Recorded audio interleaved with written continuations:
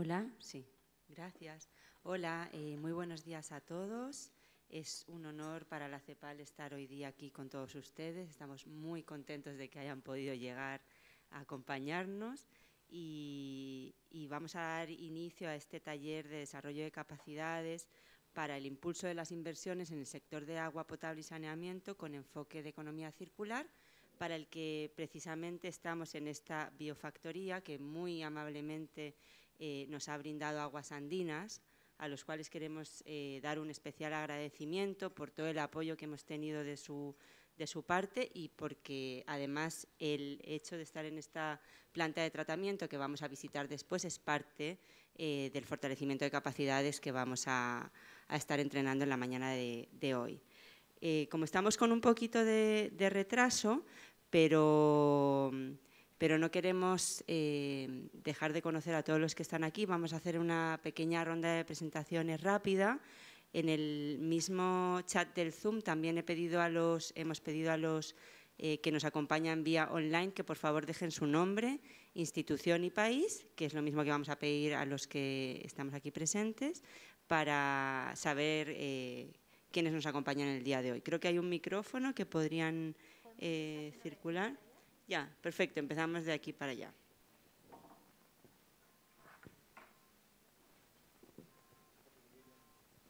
Perfecto, muy buenos días a todas y a todos. Mi nombre es Jorge Castaneda, presidente de la Autoridad Salvadoreña del Agua de El Salvador. Es una institución nueva que surge a raíz de la aprobación y la puesta en marcha de la Ley General de Recursos Hídricos. Buenos días, soy José Carlos Revelo y vengo en representación de la Administración Nacional de Acueductos y Alcantarillados, ANDA de El Salvador.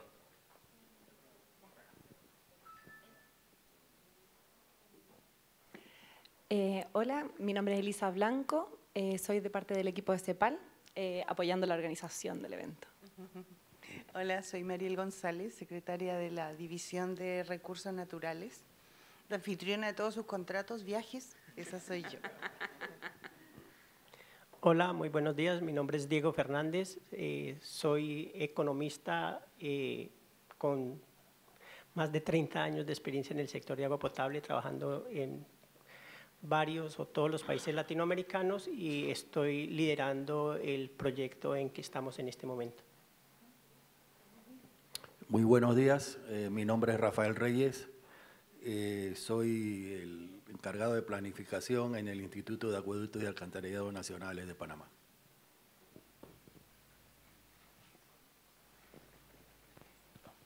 Hola, buenos días. Natalia Sarmanto del equipo de agua. Un gusto estar aquí. Hola, muy buenas. Antonio Sánchez, soy ingeniero industrial y estoy en calidad de experto invitado porque tengo una cierta experiencia con plantas de extracción de nutrientes. Muy buenos días a todos. Mi nombre es Alfredo Montañez, soy de Colombia y hago parte del equipo de CEPAL y soy economista también. Muy buenos días, mi nombre es Pedro Chavarro, soy ingeniero civil y hago parte de los consultores de CEPAL en temas de eficiencia energética y recuperación de metano. Vamos a hacer una charla corta también más adelante, estamos seguros de que les va a interesar. Buenos días, ingeniero Leonidas Rodríguez, ingeniero hidráulico. Pertenecemos a la Comisión Nacional Conagua de Panamá, adscrito al Ministerio de la Presidencia. Hola, muy buenos días. Ingeniero Julio Lazo Bacaro, director nacional de Ingeniería del Instituto de Acueductos y Alcantarillados Nacionales de la República de Panamá. Hola, muy buenos días. Mayela Guiteria Cortés, ingeniera civil, coordinadora de proyectos del Consejo Nacional del Agua, Presidencia de la República de Panamá. Gracias, Mayela. Bueno, mi nombre es Marina Gil, también soy del equipo de agua de la CEPAL, así que un gusto estar con ustedes aquí. Gracias, Marina. Yo soy Silvia Sarabia Matus, soy economista, nicaragüense y la oficial de Asuntos Económicos encargada del tema hídrico en la CEPAL y nuevamente les doy la bienvenida a este taller. Estamos muy felices de tenerlos acá y también a los que nos acompañan por el Zoom de sus instituciones, que sabemos que es muy temprano temprano por allá. Listo. Yo creo que me gustaría ya reiterar el agradecimiento a Aguas Andinas por esta excelente recepción, por el café, por el audio, por el Zoom y por el importante tour que vamos a tener para conocer mejor esta biofactoría. En la siguiente diapositiva vamos a ver rápidamente qué es lo que vamos a hacer esta mañana. Empezando por esta bienvenida, luego vamos a abordar rápidamente los objetivos centrales de este taller, vamos a revisar juntos la agenda y sobre todo ver un poco los 2 proyectos de economía circular que pretenden ayudarnos a mejorar nuestras capacidades para eficientar el sector agua potable y saneamiento. Vamos a repasar juntos qué es lo que esperamos alcanzar el día de hoy y luego tendremos 4 presentaciones, la mía más introductoria a nivel técnico, para luego darle la palabra a Alfredo Montañés, a Diego Fernández, a Pedro Chavarro y a Antonio Sánchez, que son nuestros expertos con quienes vamos a entrar a más detalle en las presentaciones. Como decía, los objetivos son bastante precisos. En primer lugar, tener este acercamiento técnico a la materia, más teórico en este primer momento, donde contamos con la conexión en Zoom, para luego pasar a la visita práctica. Nos vamos a levantar, vamos a ir a conocer las instalaciones de esta biofactoría El Trebal. Después de ese vamos a tener el espacio para los países, para todos los representantes que nos acompañan de ASA, ANDA, LIDAN y CONAGUA de Panamá, para que exploremos cómo lo que hemos discutido y visto durante el taller pueden representar oportunidades en sus respectivos países y en el marco de los 2 proyectos ver cuáles serían los próximos pasos y las necesidades un poco más específicas de apoyo técnico para alcanzar el resultado de estos 2 proyectos, que en el fondo es tratar de construir planes de inversión basados en los principios de economía circular que nos permitan explorar nuevas oportunidades de negocio en el sector para hacerlo más rentable, más atractivo a los hacedores de política pública en los diferentes países, pero también ojalá movilizando recursos externos privados. Entonces, el primer proyecto, que es el que empezamos con a inicios del año pasado, este es con fondos de Naciones Unidas. El fondo se llama Fondo para la Paz y el Desarrollo. En este proyecto participan El Salvador, Panamá y México. México lamentablemente no pudo viajar ahora a Chile, entonces vamos a tener una visita posterior para llevar estos mismos materiales al país. Y en este proyecto en particular, la idea es tratar, como les decía, de construir planes de inversión, pero a niveles específicos, localidades o plantas específicas donde vayamos con propuestas para eficientar su funcionamiento a través, ojalá, de recuperación de metano o incluso de eficiencia energética. En el segundo proyecto, que es el impulsado por la cooperación alemana, quieren ir un paso más allá, partiendo del proyecto anterior, tratar de sacar guías, recomendaciones, hojas de ruta a nivel de política pública en base a las experiencias nacionales e ir un poco más a la línea, a la frontera, con el tema de los nutrientes que en nuestra región está muy incipiente, pero como ustedes saben, con el contexto de la guerra de Rusia a Ucrania, ha habido un incremento muy fuerte en el tema de los fertilizantes, entonces se ve como que puede haber una oportunidad de negocio y la idea es ir explorando qué significaría eso en la región. Y finalmente, ahora paso en la siguiente diapositiva a lo que esperamos hoy. En primer lugar, queremos crear un espacio donde podamos compartir avances que tenemos en el proyecto en cada uno de los países. Como saben, hemos estado haciendo diagnósticos en cada uno de los países, pero también evaluando cuál podía ser el potencial en ciertas plantas, en ciertas localidades. Entonces, eso lo vamos a compartir en la segunda parte, cuando volvamos del tour de la biofactoría. También tener este espacio de aprendizaje con estos expertos que hemos podido movilizar y estamos muy agradecidos de contar con su presencia. Y luego pensar los próximos pasos, porque nuestra idea es que nos sigamos viendo este año, ojalá, visitándolos directamente en sus países, en El Salvador, en Panamá y México, y para nosotros sería importante calendarizar estas misiones en función también de sus horarios y sus planificación anual para no llegar en un momento e interrumpir. Entonces, la agenda, que además la tienen impresa, es como la vemos. Vamos con esto un poco de retraso, pero yo creo que vamos a poder recoger un poco el tiempo. Luego, amablemente, Aguas Andinas nos ofrece después del cierre un brunch, que estamos muy agradecidos. Me dicen que hay un mirador por aquí, así que vamos a tener buena vista y tomarnos otra foto de grupo. Y la idea es volver a la CEPAL sobre las 3 de la tarde, porque después, a las 4, están todos cordialmente invitados al lanzamiento o a la preparatoria del lanzamiento de otro proyecto de capacitación que vamos a empezar este año, que se llama Rosa, que no es tan preciso en agua potable y saneamiento como lo son estos proyectos, pero que sí pueden sumar y que esperamos de cierta manera hagan sinergia los dos proyectos. Entonces, los invitamos para que de 4 a 6 nos acompañen en la sala Prevish, donde van a estar representantes de otros, ustedes claramente, El Salvador, Panamá, pero también República Dominicana, Bolivia y Colombia, que están interesados en otros temas de gestión hídrica que van más allá de agua potable y saneamiento. Entonces, con esta introducción quiero pasar rápidamente a mi presentación más técnica, que, como les digo, sirve un poco de paraguas para que repasemos juntos el concepto de economía circular y cómo es de relevancia, ¿no?, para el sector de agua potable y saneamiento.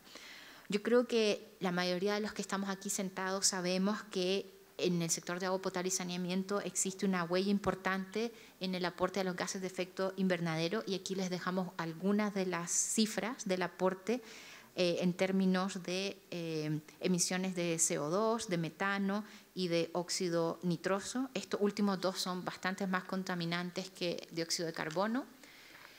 Y cuando pasamos a ver el enfoque de economía circular, la idea es que veamos cómo rediseñar, replanificar nuestros sistemas para minimizar estos desechos, minimizar estas externalidades negativas. Nosotros ya sabemos que el sector tiene muchas posibilidades y potenciales para recuperar el agua, para obtener energía, y sobre todo ahora que vamos a explorar el tema de los nutrientes. Todo esto calza directamente con la Agenda de Desarrollo Sostenible, obviamente con el ODS 13 del cambio climático, contener las emisiones, cómo no, con nuestro propio ODS 6 de brindar servicios gestionados de manera segura, y también con el ODS 3 de salud, con el ODS 12 de consumo responsable, etcétera. Pasemos rápidamente a ver también el efecto que nosotros esperamos de incorporar estos principios en el sector. Nuestra idea es que invirtiendo para eficientar los procesos vamos a poder ganar eficiencia, ahorros, en definitiva, nuevos ingresos que se pueden reinvertir para continuar un proceso virtuoso en el sector que permita crear nuevos negocios. ¿Qué tipo de negocios? Pues en la siguiente diapositiva podemos ver en el tema de reuso de agua, es facilitar agua para riego, para procesos industriales, incluso reposición de acuíferos.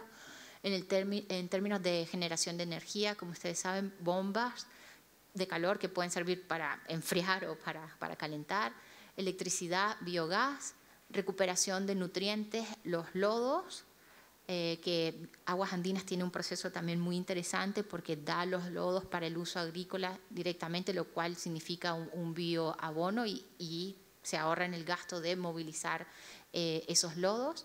La recuperación de nutrientes a partir de la orina o la recuperación de fosfato. Ahora bien, nuestra idea es que hay que relevar en la región todas las ventajas de estas potencialidades en el reuso de estos elementos. Brevemente, en el tema de agua, además de provocar un aumento en la oferta porque estamos reinyectando, ¿no?, recursos otra vez al sistema, también ponemos menos presión, ¿no?, en el recurso. A nivel del tema de agua, sí es necesario tener en cuenta que la infraestructura para lograr esto puede ser, en la siguiente diapositiva,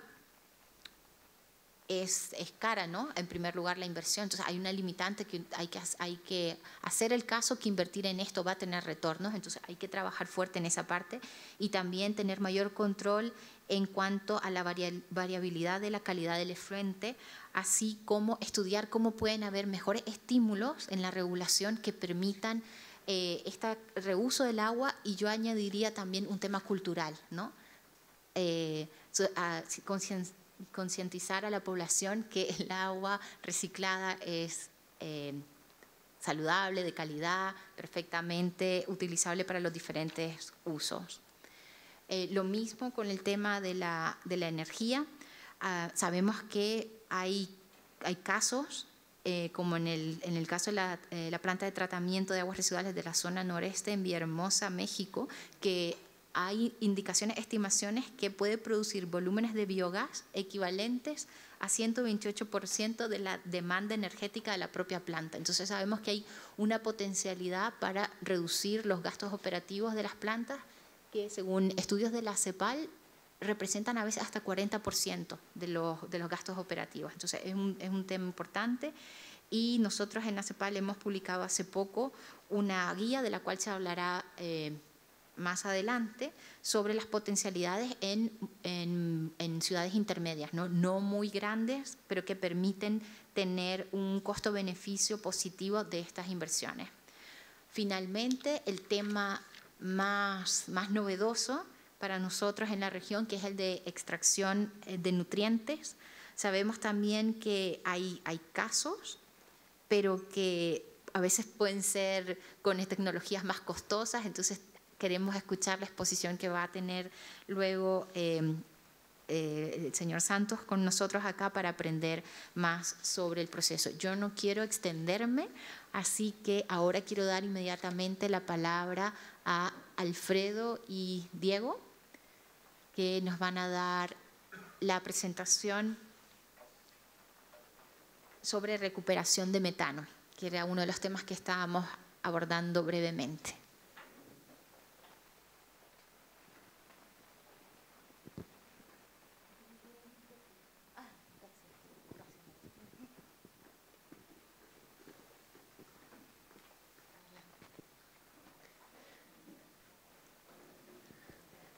Bueno, muchas gracias a todos. Lo que vamos a hacer en esta presentación es ver las oportunidades de aprovechamiento de metano en las plantas de tratamiento de aguas residuales en la región. Alfredo y yo vamos a presentar los resultados del trabajo desarrollado por todo el equipo de la CEPAL, donde lo que hacemos es identificar las excelentes oportunidades de aprovechamiento del metano que existen en las plantas de tratamiento, en muchas de las plantas de tratamiento de agua de la región. Conformamos una base de datos de más de 3.000 plantas en 5 países de la región. ¿Por qué se eligieron los países? Sencillamente por disponibilidad de información y cierta distribución regional.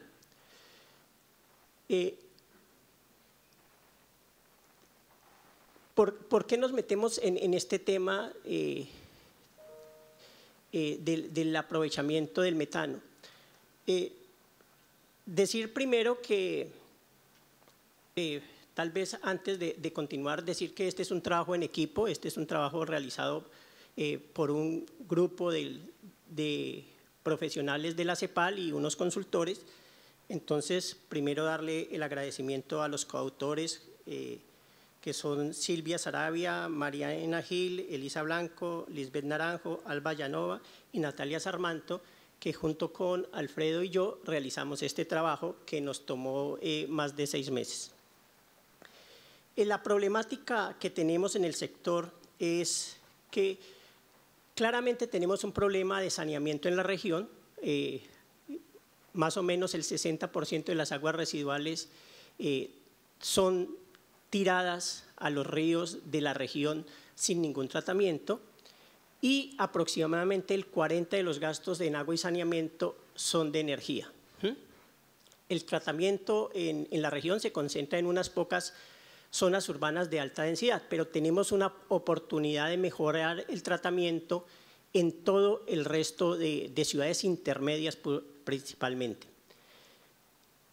Al problema del tratamiento le tenemos que adicionar un problema que genera el propio tratamiento, como es la generación de gases de efecto invernadero, producido fundamentalmente por el metano que genera el tratamiento, y el cual tiene un problema de calentamiento, es uno de los gases de efecto invernadero de más alto grado de perjuicio, con una capacidad de calentamiento entre 40 y 80 veces más que el dióxido de carbono. Las emisiones de metano han crecido casi en 40% desde 1990, producto exclusivo de que hemos aumentado el tratamiento de las aguas residuales. Fuera del problema propio del metano, tenemos las emisiones que provienen del hecho que para el tratamiento de aguas residuales tenemos que utilizar mucha energía, y en la mayoría de la región la energía proviene de fuentes contaminantes.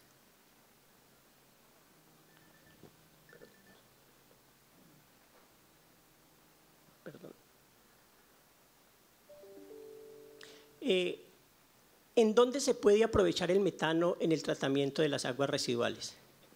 Tenemos primero las plantas de tratamiento de tecnologías anaerobias, en donde el proceso anaeróbico de degradación de la materia produce directamente metano que es posible de recuperar. Luego tenemos las plantas con tecnología aerobias, que en el tratamiento propio del agua residual generan poco o ningún metano. Sin embargo, en estas tecnologías generamos grandes volúmenes de lodo que mediante digestión anaerobia pueden producir metano que es recuperable. Y luego tenemos las PETARs con tecnologías duales, es decir, que son anaerobias y aerobias, normalmente con una primera etapa anaerobia y luego una etapa aerobia. Y en ese caso pues podemos recuperar metano tanto en una como en otra etapa. Y luego están las lagunas aerobias que mediante reconversión pueden servir para recuperar metano.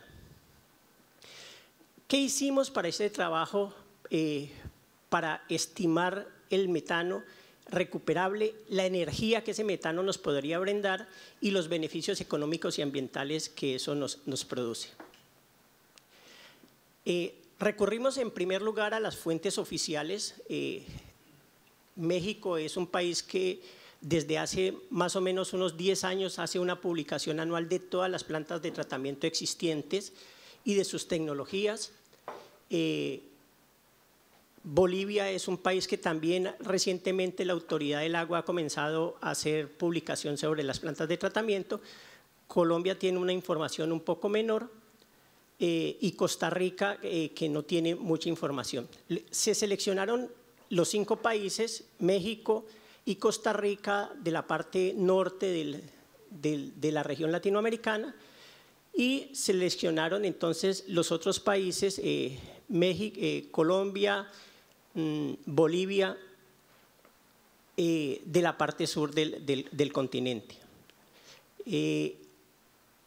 Con esas plantas logramos crear una base de casi 3.000 plantas de tratamiento de aguas residuales, pero ¿cuáles eran las plantas de las que podríamos recuperar el metano? En principio, uno podría decir que de cualquiera de esas plantas se puede recuperar metano dependiendo de su tecnología, pero claramente existen unas restricciones de carácter económico y técnico para la recuperación de metano. Entonces, por viabilidad financiera, se seleccionaron todas las PETARs con capacidad mayor a 500 litros por segundo, y en el punto más bajo, y por replicabilidad del proyecto se limitó el número, las plantas a seleccionar a una capacidad menor a los 4.000 litros por segundo. ¿Por qué menor a 4.000 litros por segundo? Porque son muy pocas las plantas mayores a ese tamaño en Latinoamérica, y aquellas que tienen ese tamaño, las que existen, casi todas ya están recuperando el metano. Entonces, tenemos ese marco entre 500 y 4.000 litros por segundo de tratamiento, y además que tuvieran un nivel de tratamiento por lo menos secundario que hubiese generación real de metano. De al haber determinado ese rango de plantas, de esas 3.300 plantas que teníamos, se seleccionó entonces una muestra de 75 plantas.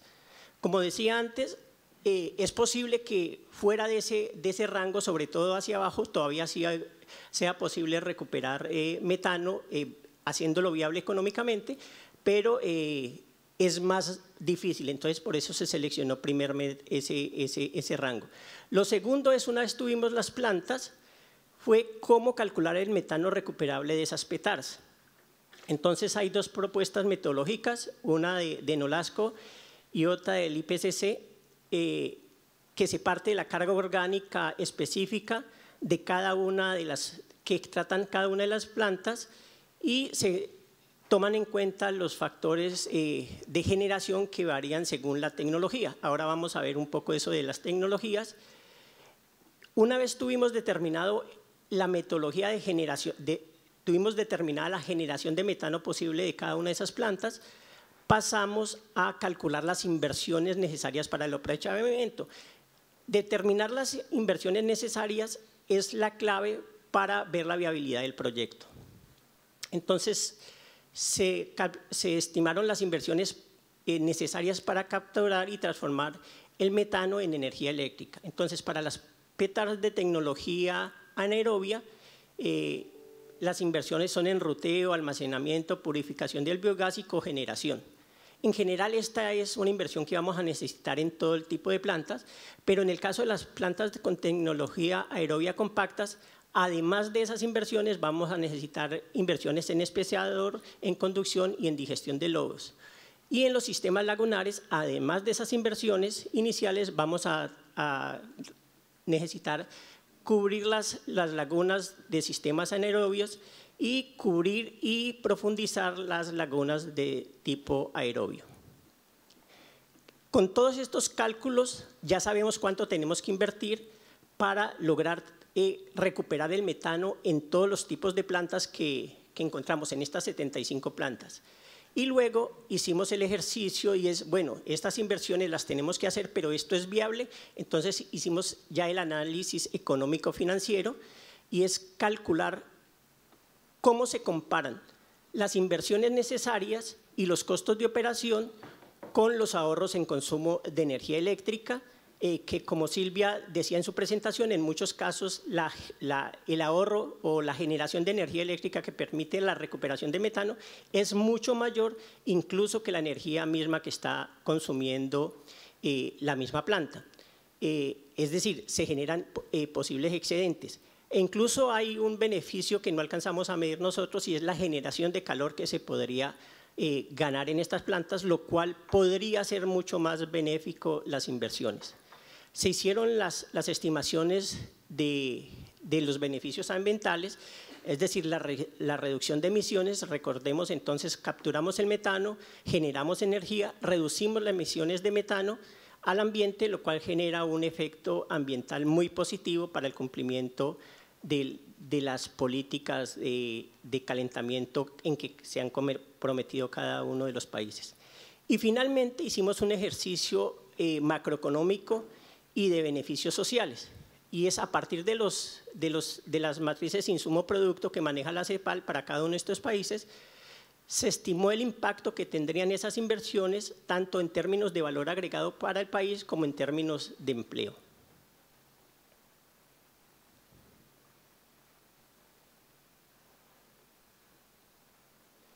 Estas son las estadísticas básicas de las petars seleccionadas en los 5 países. 3.336 plantas originalmente, con lógicamente México pesando mucho por el tamaño del país y por el inventario detallado de plantas que tiene el país. 2.639 de las 3.336, algo así como el 74% de las plantas. Luego está Colombia, también por su tamaño, 430 plantas. Luego está Perú y por último están Bolivia y Costa Rica con muchas menos plantas y muy relacionado con el tamaño de los países.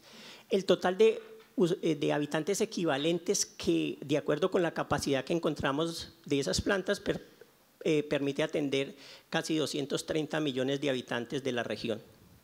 Y en la gráfica de la derecha podemos ver la estimación de aguas residuales generadas y la capacidad instalada de tratamiento en cada país. Esa estimación de aguas residuales es una estimación gruesa a partir de los habitantes y un consumo per cápita de agua de 150 litros por habitante día. Lógicamente, pues México se ve enorme, pero es interesante ver la relación entre la estimación de aguas residuales y la capacidad. En el caso de México aparece muy alta esa capacidad, probablemente es porque el agua consumida es mayor a la que estamos estimando en este momento, que como les dije trabajamos con 150 litros por habitante día, pero hay datos que dicen que en México se pueden estar consumiendo 250 o 300 litros habitante día.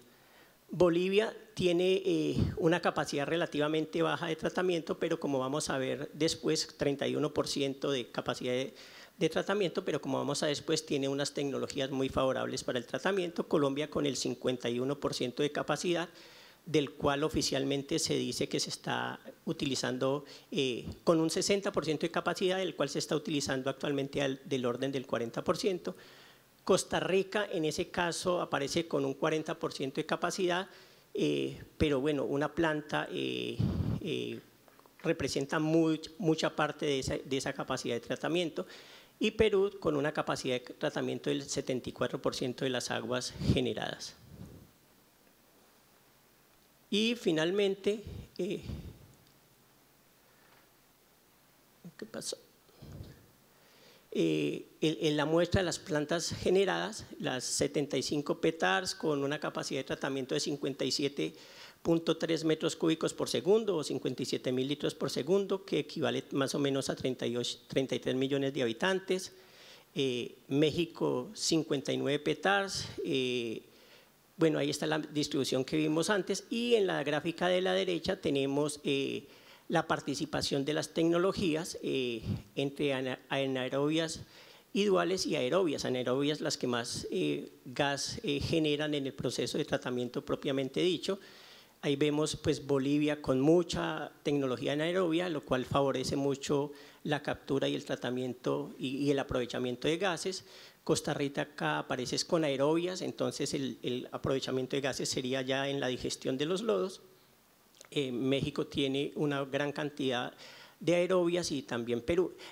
¿Por qué aparece tanta aerobia? Principalmente porque es tratamiento en ciudades intermedias donde las tecnologías predominantes son las aerobias. Y luego tenemos ya las estimaciones del metano recuperable en esas plantas de tratamiento. Calculamos una capacidad de metano recuperable de 103 millones de metros cúbicos al año. Los porcentajes se parecen mucho a la misma capacidad, pero lo más interesante y es el objetivo del estudio es que la energía generable equivalente, la energía generable por esa cantidad de metano equivale al consumo anual de 200.000 habitantes, algo así como 360.000 megavatios hora al año. Y en la gráfica de la derecha, finalmente, las emisiones de metano según el tipo de tratamiento. Las anaerobias y duales aparecen tratando el 11% de las aguas y el 24% de las emisiones, mientras que las aerobias en este grupo de 75 plantas aparecen tratando el 89% de las aguas y generando el 76% de las emisiones de metano. Aló. Entonces, ya vimos la metodología, ya vimos la estimación de metano. Ahora vamos a ver cuáles fueron los resultados, cuáles fueron los números que arrojó el estudio y si es viable la evaluación financiera. Estimamos entonces el potencial energético de estas 75 PETARs. Y el paso siguiente fue estimar las inversiones que se requerían para aprovechar este potencial energético. El resultado fue que se necesitaba 251 millones de dólares de inversión en estas 75 plantas. De estos 251 millones de dólares, el 95% de la inversión estaba concentrada en las plantas de tecnologías aerobias. Y a partir de esto pudimos dividir o segregar el grupo de plantas en dos grupos. El primero es este grupo que vemos a la izquierda, que son todas las plantas anaerobias, las plantas duales, los sistemas lagunares, que tienen una inversión en términos unitarios mucho más bajas. Como lo mencionaba Diego, solo se necesitaba lo que es el sistema de ruteo, los sistemas para conversión a energía. Entonces vemos que estas tecnologías tienen un rango de inversión en términos unitarios de dólares por megawatt hora, que va entre $79 hasta los $346. Por el otro lado, en la parte derecha, tenemos las tecnologías aerobias.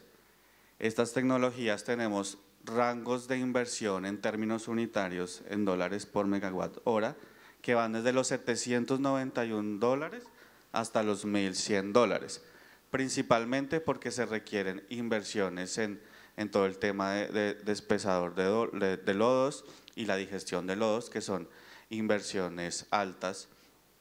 Entonces, como conclusión, entonces cuesta $251 millones convertir estas 75 petars, y las tecnologías aerobias tienen un costo unitario de inversión más alto.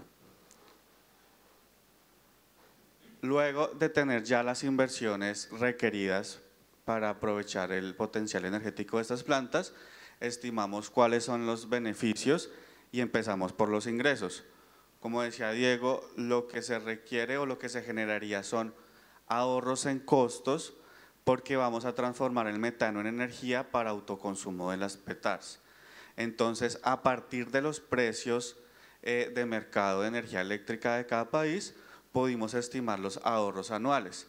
Para estas 75 plantas, los ahorros anuales serían de $47 millones, que proyectando un flujo a 10 años y en valor presente, teniendo en cuenta una tasa de descuento del 12%, estos $47 millones se vuelven $260 millones a 10 años. Es decir, ya estamos 10 millones por encima de la inversión que se requieren para estas plantas. Si los llevamos a 20 años, porque muchas de estas inversiones pues tienen una vida útil mayor a 10 años, si los llevamos a 20 años, ya el beneficio en ingresos o ahorro en costos sería de $342 millones, ya específicamente ya más superior a la inversión que se requiere para convertir estas plantas. Con los ingresos y los costos de inversión ya podemos hacer una evaluación financiera.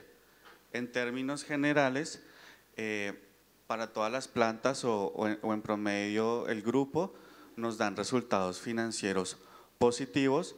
Ya si cogemos cada planta, cada evaluación dependerá tanto de la tecnología como del nivel de utilización de la planta.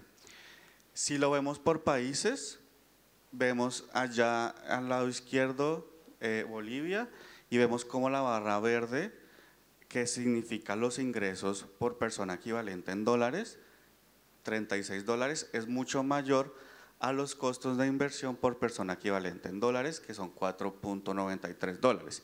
Es decir, que el resultado financiero en el país de Bolivia es mucho más holgado.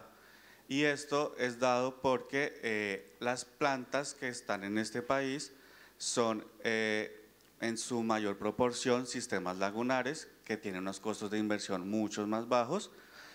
Y por el contrario, si vemos la última barra a la derecha, tenemos las plantas de Perú, donde a pesar de que es positivo, sí está un poquito más holgado este resultado financiero de $7.8 por persona equivalente a ingresos versus $7.78 de costos de inversión.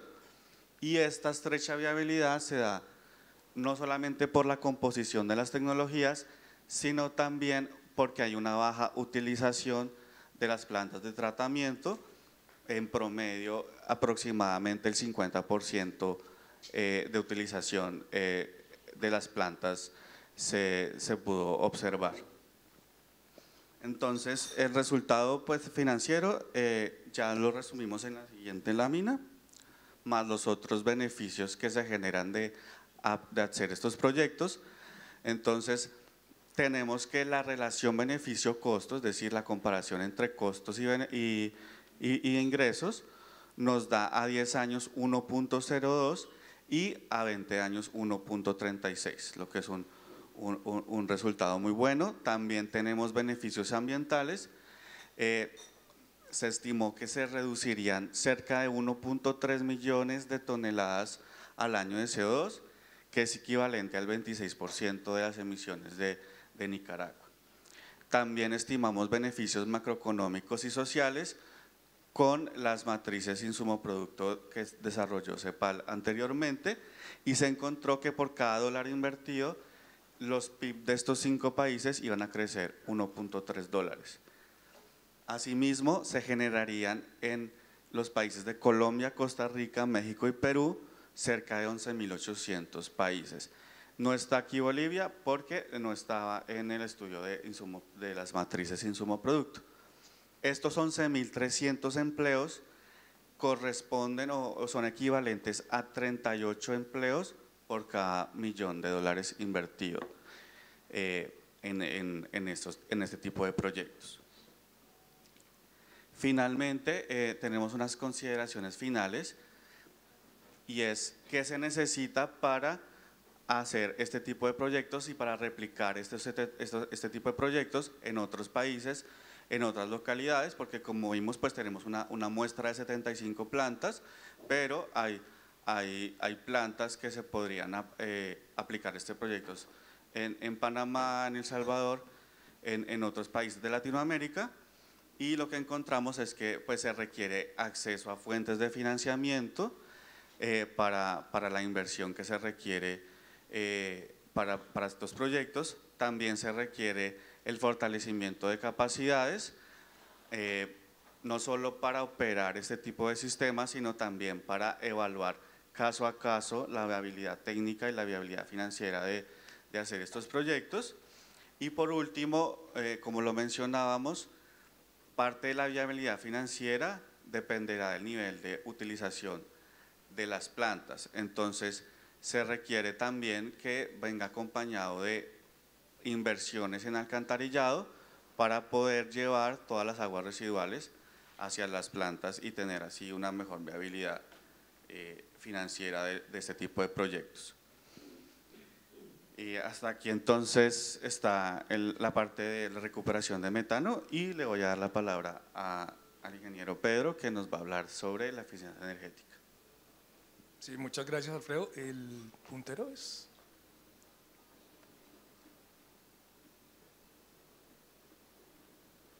Bien, entonces tenemos 15 minutos para hablar sobre el tema de eficiencia energética en el sector de agua potable y saneamiento básico. El objetivo de esta presentación es brindar una visión general sobre la importancia y los beneficios que representa la eficiencia energética en el sector de agua potable y saneamiento básico. Esta importancia y beneficios se pueden resumir en 3 puntos principales. Primero, la reducción de costos operativos. Segundo, la disminución de la demanda hídrica, la demanda de agua.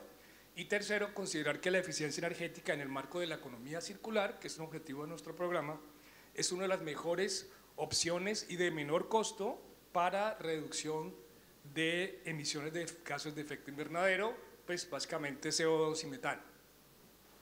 Entonces, en este contexto la presentación está organizada en 3 partes principales. Un diagnóstico sobre el consumo e intensidad energética del sector de agua potable a nivel mundial y para la región de América Latina y el Caribe.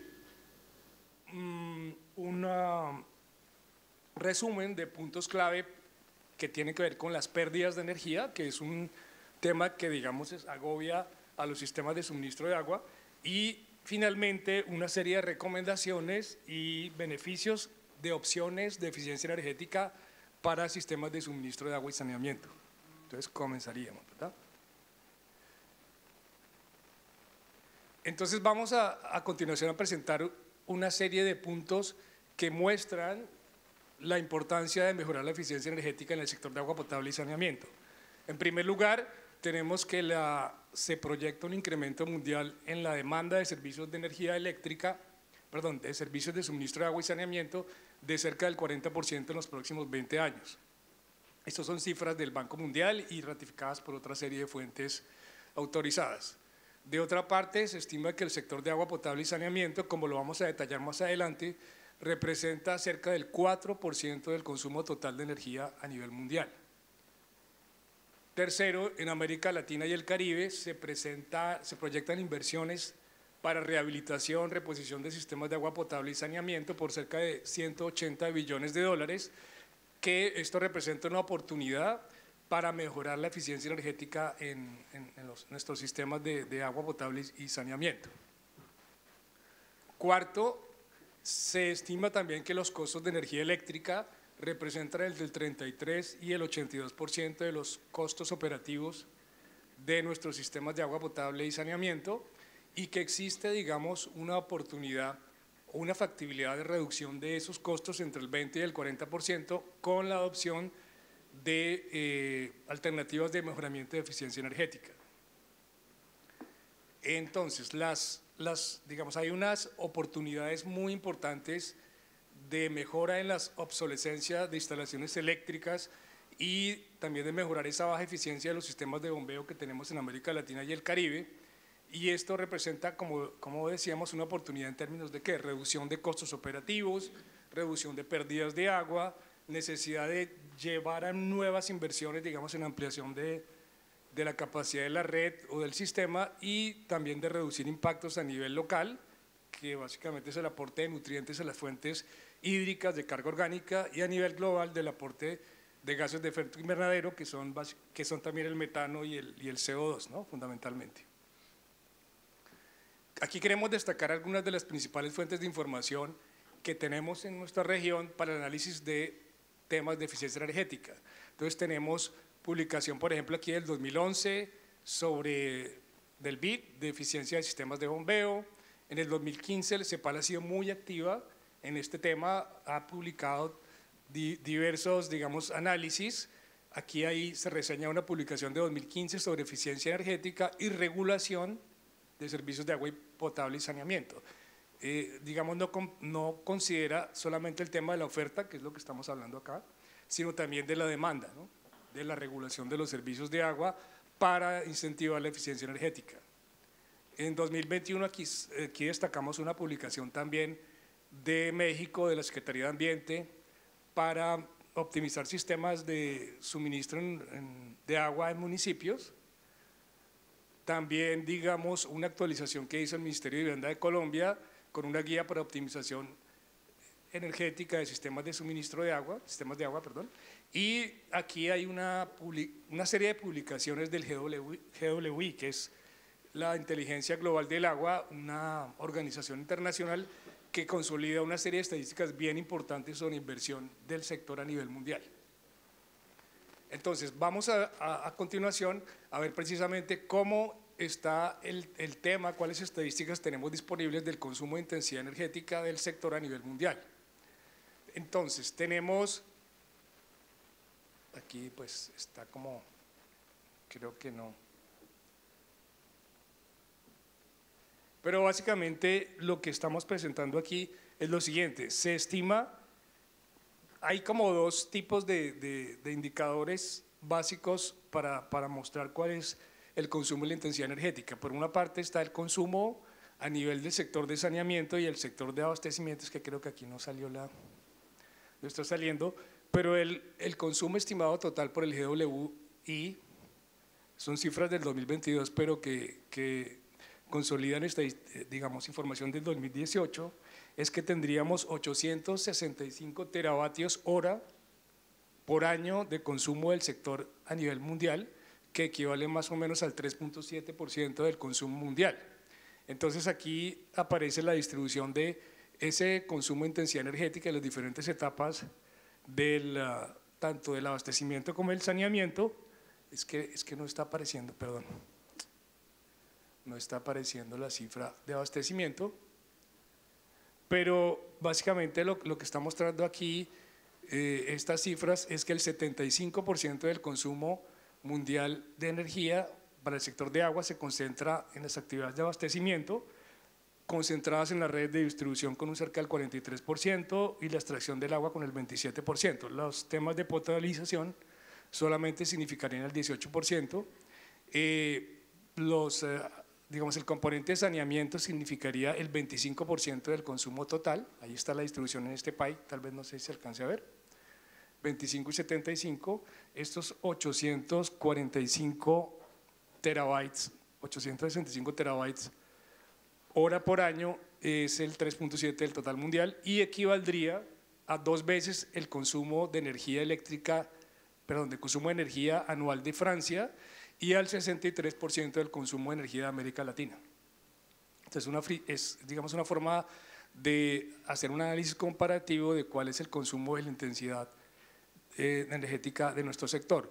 Pues aquí desafortunadamente no apareció la gráfica de abastecimiento, pero en términos de intensidad, la actividad que más consume agua es la desalinización de aguas saladas, obviamente, más o menos son 3.04 kilovatios hora por metro cúbico, que es aproximadamente 5 veces la intensidad energética que se tiene para los sistemas de distribución de agua.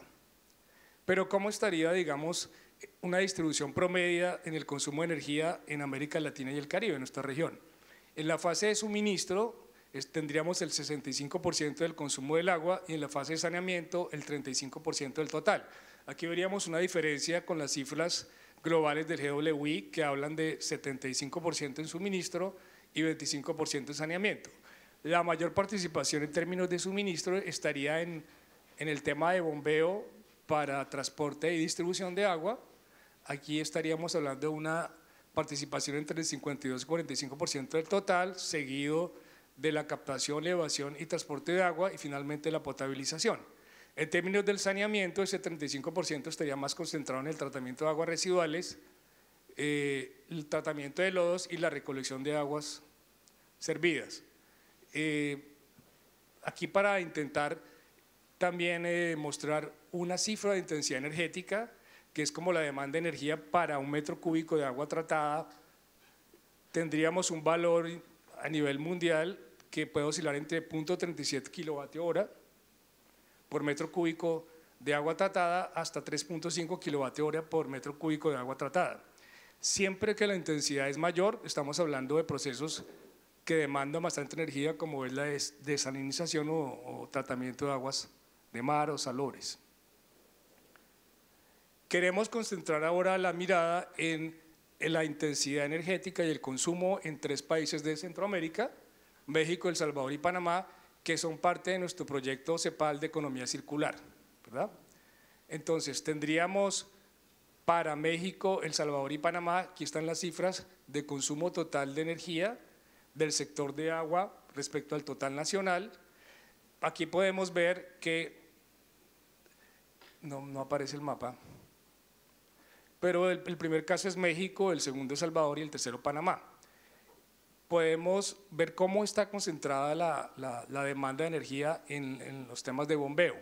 En los temas de bombeo la participación se tendría entre 95% para el caso de México, que es el primero, y de 90% para el caso de El Salvador. O sea que este tema de la demanda de energía para estaciones de bombeo es bien importante, digamos, es el más destacado en la demanda sectorial de energía. ¿Cuál es la participación a nivel nacional del total de la demanda de energía a nivel nacional? Oscilamos entre el 13% en El Salvador, que es un dato bien importante, ¿no? Tenemos una serie de estudios que hemos consultado donde muestran la participación tan alta que tiene el sector de agua en la demanda de energía en este país, y hay una serie de planes de inversión que se han aplazado durante varios años para mejorar la eficiencia en el sector de agua. Y posteriormente tendríamos la participación de Panamá, que es un poco más baja, del 2.82%, y de México, que es apenas 1.33% del total del país, ¿no? Entonces, si la comparamos con las cifras de GWI a nivel mundial, que son del 3.7%, pues estaríamos un poco por debajo en el caso de México y Panamá, pero obviamente muy por encima para Salvador. En términos de eficiencia energética, la diferencia no es tan marcada. El mejor comportamiento lo tendríamos en Panamá con 1.02 kWh por metro cúbico y en el caso de El Salvador 1.39, 1.4 kWh por metro cúbico.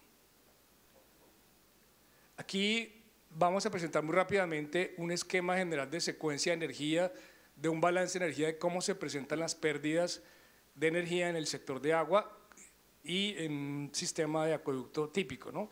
Entonces hay una energía eléctrica que es suministrada por la empresa de electricidad, es una red externa. Esto suministra una energía eléctrica que es atendida, digamos, por el sistema eléctrico interno de la planta. Estas pérdidas, ahí existen ya unas pérdidas eléctricas de energía eléctrica que se suministran a los motores. Esas pérdidas de los motores, digamos, disminuyen la energía mecánica que es transferida después a las bombas. Tenemos unas pérdidas en las bombas que también disminuyen la energía hidráulica que esas bombas suministran al sistema para transportar el agua. Como efecto de eso tenemos unas pérdidas de carga, o sea, energía hidráulica disponible en la red. Finalmente hay una serie de fugas que se dan para suministro a nivel de los usuarios finales. Entonces, digamos, acá queremos resaltar unos puntos clave para el análisis de pérdidas de energía, es en términos de las pérdidas eléctricas del sistema de energía que alimenta las plantas. Tendríamos las redes eléctricas, los transformadores y los conductores eléctricos.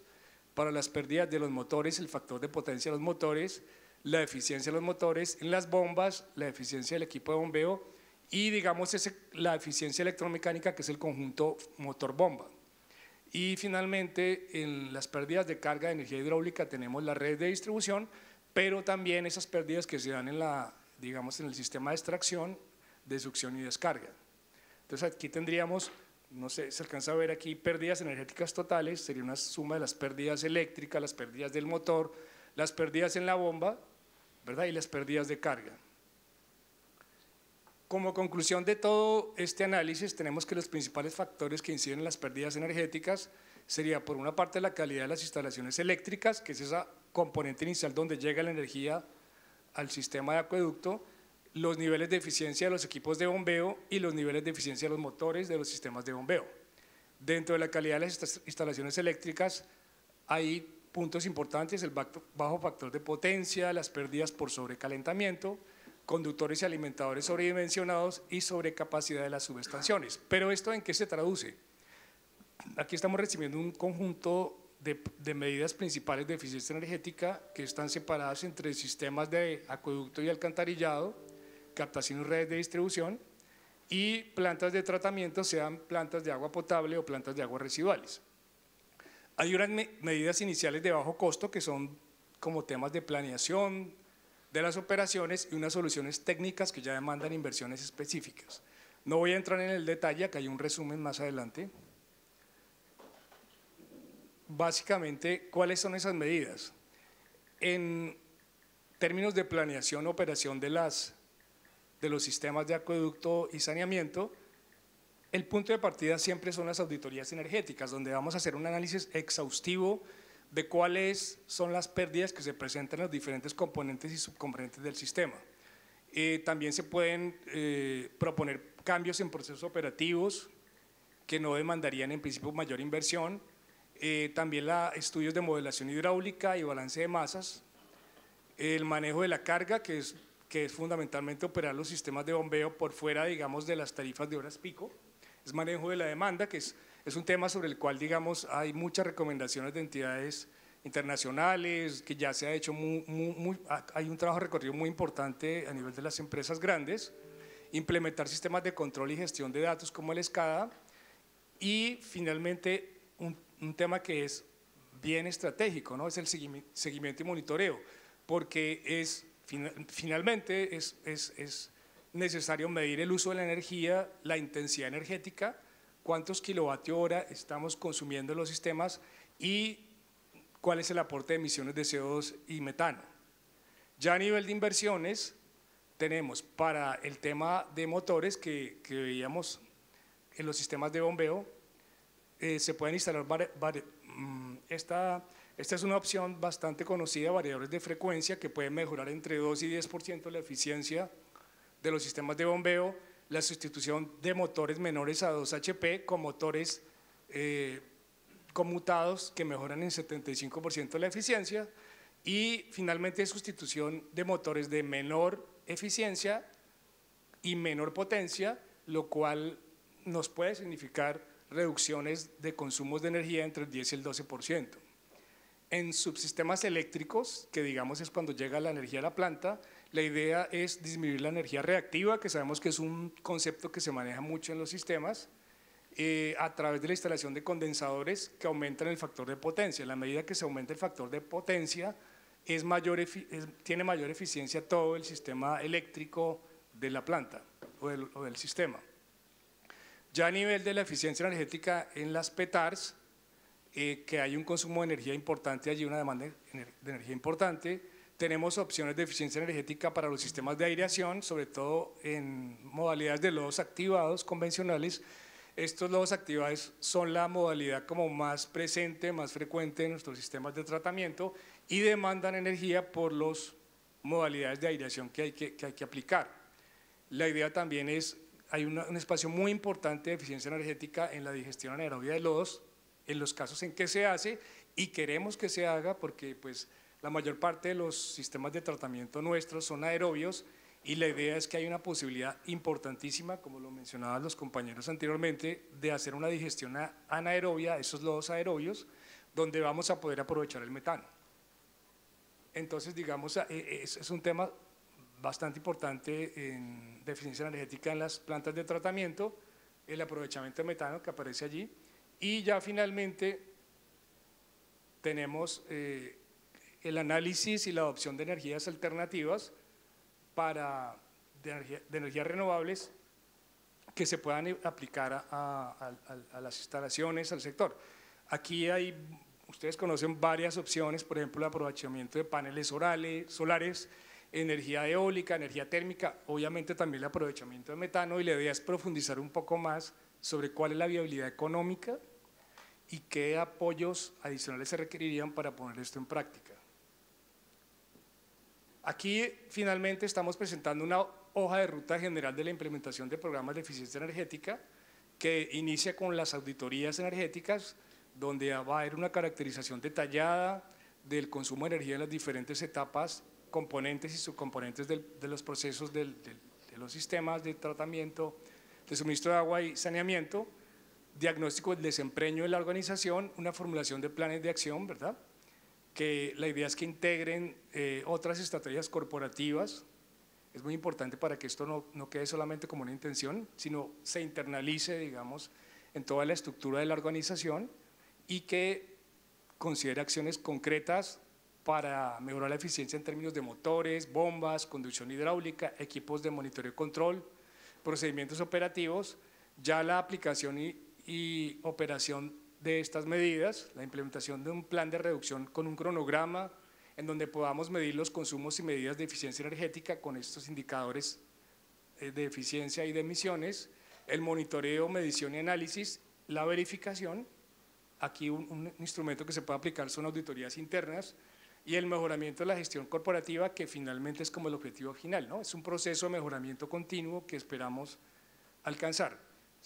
Al final, quisiéramos destacar que nosotros internamente con el equipo de CEPAL estamos estudiando la implementación de un programa de capacitación técnica que involucre estos temas de eficiencia energética, que tendría varias prioridades principales. En primer lugar, el tema de optimizar los sistemas de bombeo, que como estábamos viendo pueden significar hasta el 90 al 95% de los costos de energía eléctrica, en la recuperación de metano, en lo cual hemos hecho unos análisis bien importantes, pero que hay que, digámoslo así, detallar más las necesidades de inversión y las posibilidades, sobre todo para municipalidades o casos intermedios o pequeños. Y también, digamos, otro tipo de opciones de energías alternativas que se ha mencionado mucho y que vemos recurrentemente en la región a nivel de estudios como muy básicos, ¿no? Entonces la idea es que podamos aterrizar esto o podamos concretarlo en ejercicios de evaluación económica preliminar para mirar la factibilidad de que esto se lleve a cabo.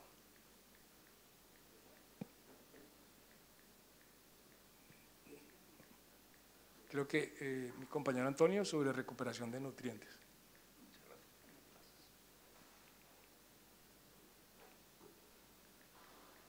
Ok, a continuación les voy a hablar sobre recuperación de nutrientes en plantas de tratamiento de aguas residuales. Es un tema muy interesante y les voy a presentar cuáles son los principales beneficios, en qué consiste la tecnología de precipitación con estruvita y les voy a traer algunas informaciones sobre costes y viabilidad económica de este tipo de sistemas.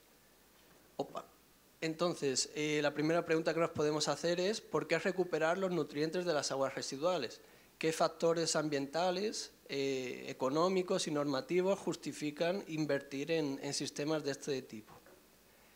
En primer lugar, tenemos la eutrofización, que ocurre es un fenómeno que ocurre debido al lanzamiento, al vertido de aguas residuales sin tratar o insuficientemente tratadas, y también en áreas agrícolas a la lisiviación de los fertilizantes, que debido al agua de lluvia, al agua de riego, son lavados y arrastrados hasta ríos, lagos y aguas costeras. Entonces, cuando esa carga de nutrientes llega al ecosistema acuático, proliferan las cianobacterias y las algas y pueden degradar totalmente el ecosistema acuático.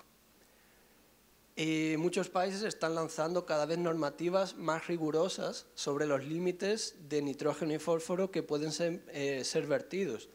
Por ejemplo, la nueva normativa de la Unión Europea en 2024 ya prevé 90% de remoción del fósforo y 85% del nitrógeno, que es mucho, ¿no?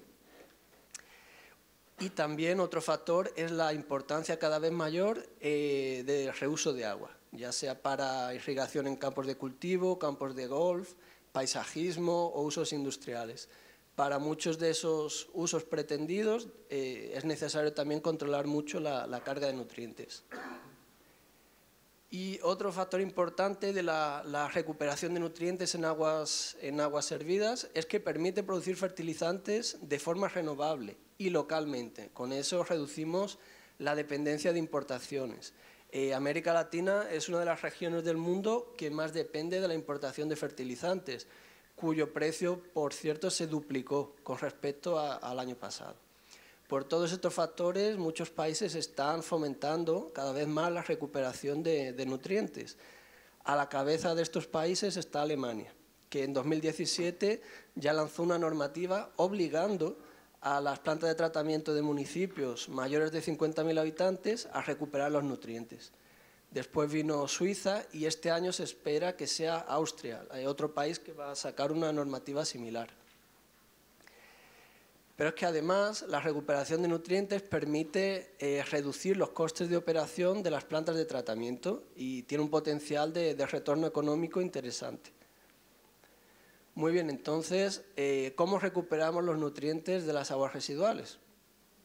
Bueno, una planta de remoción biológica de nutrientes, como por ejemplo de lodos activados en la que estamos ahora, ella consigue remover 60% de la carga de nutrientes.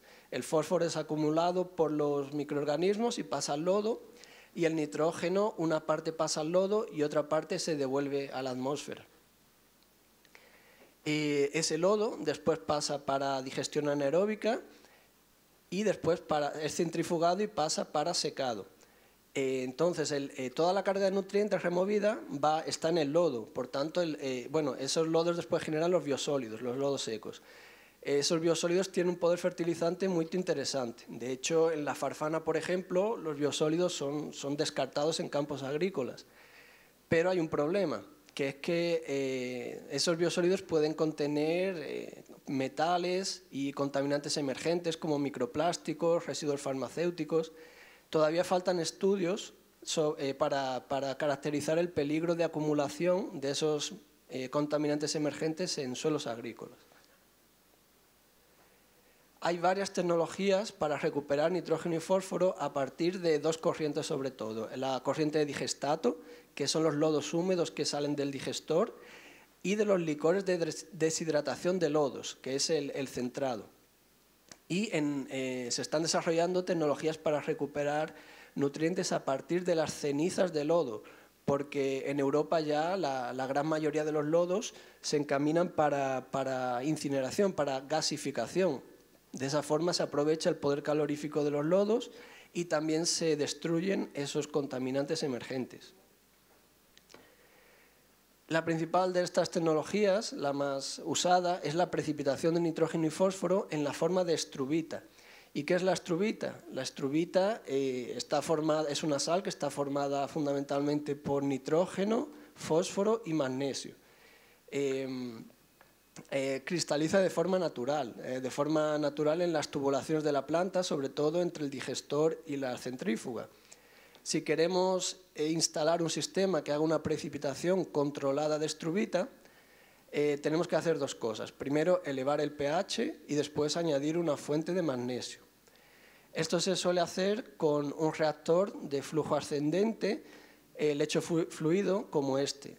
Y hay dos modelos básicamente. El primer modelo usa el centrado, que es el licor de deshidratación de las centrífugas, inyecta soda cáustica que eleva el pH y después se inyecta cloruro de magnesio, la fuente de magnesio. La estrubita va a precipitar y se retira por la parte inferior del reactor y el centrado ya sigue su camino, ya sin el fósforo, y se devuelve a la planta.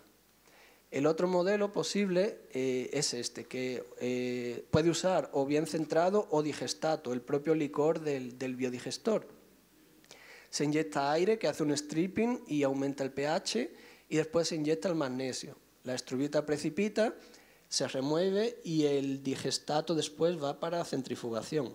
Son equipamientos muy simples y eficientes. Entonces, para situarnos, este sería el diagrama de flujo de la farfana. Tenemos el reactor biológico, las dos fuentes de lodos primarios, lodos activados, se mezclan y van al digestor. En el digestor se genera el biogás de un lado y el digestato del otro. El digestato es centrifugado y el centrado se devuelve a la planta y el lodo deshidratado va para secado, ¿verdad? Entonces, ¿cuál sería el mejor lugar para colocar un precipitador de estrubita? Sería aquí. Aquí podría alimentarse o bien con el digestato o bien con el centrado. Muy bien, ¿y cuáles serían los beneficios en la operación de la planta que traería un sistema de este tipo? Pues son dos. El primero sería que eliminaríamos casi por completo la precipitación indeseada de estrubita. Fíjense aquí en esta imagen, es el corte de una tubulación. Miren cómo la estrubita va cristalizando, se va acumulando y se forma una incrustación en la tubería que es casi tan dura como el cemento y puede generar parada de la línea, en fin, una pesadilla para la manutención.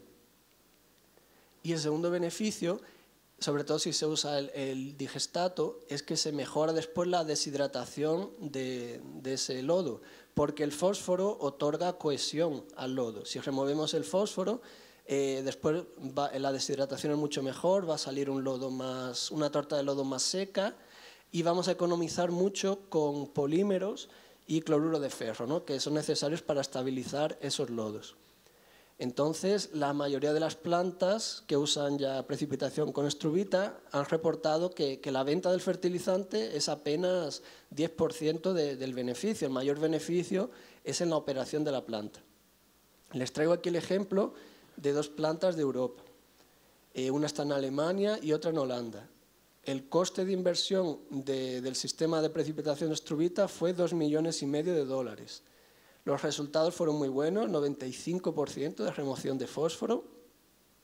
Y en la primera planta, que ya lleva operando pues 14 años ininterrumpidamente, al tercer año ya consiguió recuperar la inversión. Y la segunda planta, pues 5 años de payback. Entonces, un payback de 5 años está bastante bien, ¿verdad?, económicamente. Bueno, ¿y cómo es la estrubita? ¿Cómo se comporta la estrubita como fertilizante? Si lo comparamos con otros fertilizantes comerciales, tiene menor composición de nutrientes, pero tiene una ventaja muy buena, que es poco soluble al agua. Entonces va a permanecer en el campo agrícola más tiempo. Cuando el campo se irrigue o llueva, no se va a disolver en el agua y va a ser arrastrada. Va a hacer una liberación lenta de nutrientes. Eso es muy bueno para el cultivo. Y además es un compuesto, la astrubita, que es homogéneo y libre de contaminantes. O sea, se puede considerar como un fertilizante de buena calidad y tiene salida comercial. Y ahora por fin les voy a mostrar una planta que conozco muy bien, que es Madrid Sur. Es una planta más pequeña, más o menos la mitad de esta, y tiene la característica de que está enclavada en un parque natural y además tiene que atender a esa nueva normativa tan rigurosa de la Unión Europea. Entonces va a tener que bajar, el efluente tiene que salir de la planta con una concentración de fósforo de 0,24 miligramos por litro. Eso es bajísimo, ¿no? Y esta planta en 2017 instaló una planta de estrubita. Esa planta de estrubita está produciendo hoy 1.600 kilos por día. El costo de la inversión, el CAPEX, fue $2,5 millones y el precio de venta de la estrubita está pagando los costes de producción de este sistema, ¿no? De la estrubita, los costes de operación. Sobre la economía generada con lodos y con economía con polímero no tenemos esos datos, porque la planta está pasando por remodelación y está importando lodos de otras plantas, entonces todavía no tenemos esos cálculos hechos. Lo que sí le puedo pasar son los costes de operación de esa planta. El mayor coste, 75%, son insumos químicos, la soda cáustica y el cloruro de magnesio, y el resto es mano de obra, mantenimiento y electricidad. Y ahora, bueno, me gustaría poner un vídeo, si tenemos tiempo, un vídeo muy corto. Dicen que una imagen vale más que 1000 palabras, ¿no? Entonces, ¿puede ser? Sí, está bien. No sé. Estamos en... ¿Puedes poner el vídeo directamente?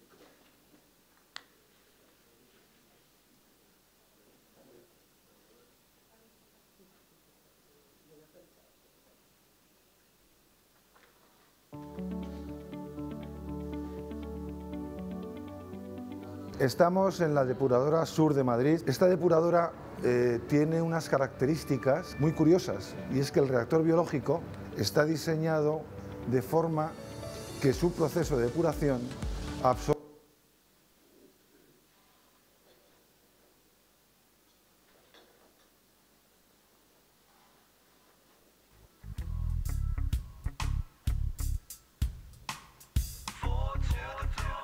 Bueno, es un vídeo sobre el funcionamiento de la planta. Se pueden ver todos los equipamientos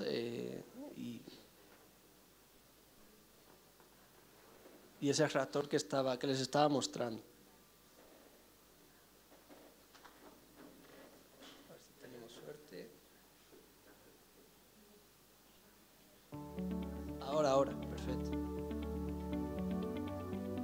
Estamos en la depuradora Sur de Madrid. Esta depuradora tiene unas características muy curiosas, y es que el reactor biológico está diseñado de forma que su proceso de depuración absorbe de forma biológica una enorme cantidad de fósforo. Por eso se tomó la decisión y se decidió hacer la inversión de colocar una planta de estrubita, porque las condiciones son las idóneas para poderla construir. ¿Por qué fabricar estrubita? El fósforo es un elemento esencial para la vida, que no es renovable por la naturaleza. Las reservas mundiales de roca fosfórica, hay estudios que demuestran que se van a agotar antes que el petróleo. Canal, ante la problemática de los procesos de depuración aquí en la depuradora, de los problemas que ocasionaba la cristalización incontrolada de estrubita en conducciones, tuberías y demás. Todo por la apuesta de futuro, que es la construcción de una planta para fabricación de estrubita, que puede ser utilizado para la fabricación de fertilizantes a la carta, con un altísimo valor añadido, y como perspectiva de entrar, lo cual es necesario, en el concepto de la economía circular. Le damos la vuelta al fósforo. El fósforo que estamos perdiendo lo recuperamos. Hacemos una economía realmente circular del fósforo. En los reboses de deshidratación pues hay grandes cantidades de ion fosfato y hay también grandes cantidades de ion amonio. Para producir la cristalización de struvita, lo único que tenemos que hacer es implementar el ion magnesio. En primer lugar, bombeamos los reboses de deshidratación a la hora de llegada. En la hora de llegada tenemos un sistema de muestreo con el cual analizamos de forma automática la cantidad de ion fosfato que nos llegan en esos líquidos. La planta está diseñada y funciona de forma completamente automatizada. Como sabe cuánto ion fosfato le llega y sabe qué parámetros de control tiene que conseguir, calcula cuánto caudal tiene que bombear. Entonces alimenta el reactor. Añadimos el cloruro de magnesio para darle la cantidad de magnesio necesaria para la cristalización, también de forma automática, puesto que sabemos cuánto caudal estamos bombeando y cuánto fosfato estamos metiendo. Entra en un reactor de lecho fluido de forma controlada. Se generan las bolitas de struvita. Hay un sistema por el cual se extrae el exceso de producción. La struvita luego, una vez cosechada, se seca, se almacena en big bags y cuando tenemos 22 big bags llenos, pues sale un camión de expedición. En Estados Unidos este producto se está pagando a $1000 tonelada. Cuando las cosas van muy bien, producimos del orden de 1,5 toneladas al día. La tecnología, evidentemente, pues hay que seguir desarrollándola, mejorándola, perfeccionándola, pero no cabe la menor duda que esto es el futuro. El tiro va por ahí.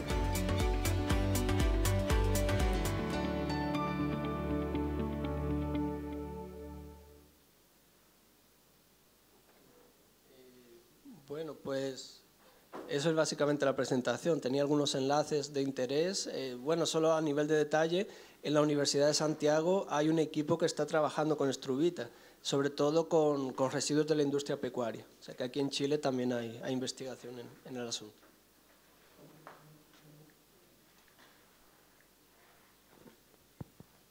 Muchísimas gracias por todas estas presentaciones. Antonio, te vamos a pedir el paquete completo, con todos los enlaces, con el vídeo, para que lo podamos después colgar en la página web de la CEPAL. La verdad que fue muy interesante.